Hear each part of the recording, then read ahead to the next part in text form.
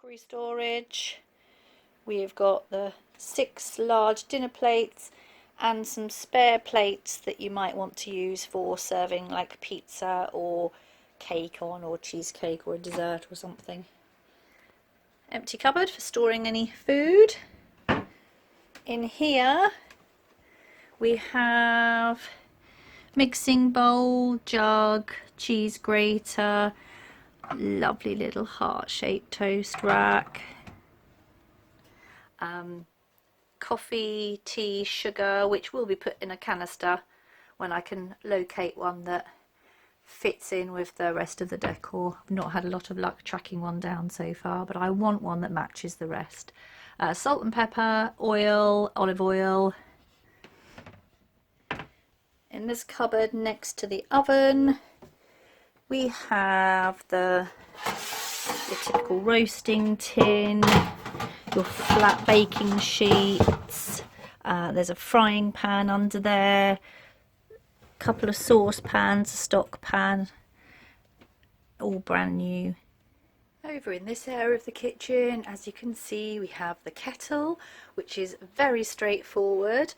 Again, we leave all the switches off when nobody's here, so you just need to flick that switch on. The kettle just lifts off. You press this button to open the lid,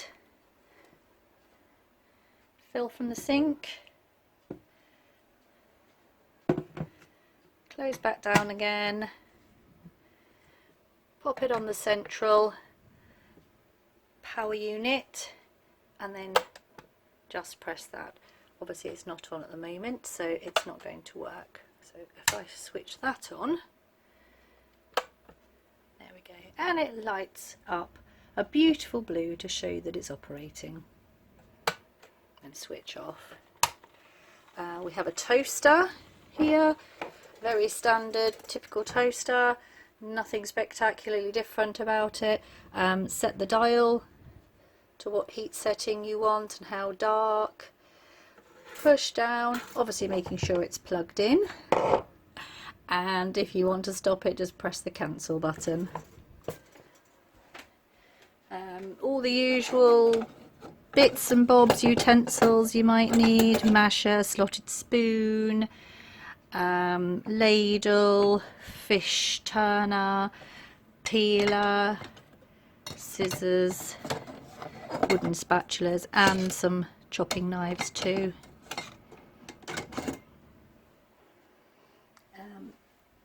Worktop protector, used for obviously chopping things on, so we keep the worktop nice and protected. In the cupboard here we have cups and wine glasses, and up here a place for storing your wine bottles too. To use the kitchen sink tap is very straightforward. It's a mixer tap, hot is that end, the furthest hottest it is quite hot. It's on demand hot water coming from the boiler in the cupboard next to the kitchen sink, so it should fire up pretty quickly and get the heat that you need, but it is quite hot if you have it all the way around to that side. If you want to turn the tap on, you just lift up, and turn off, just lift down. If you want to make it cooler, then just turn the dial all the way around that way, bring it all the way back if you need to warm it up, and then off. And you can turn it off at any point.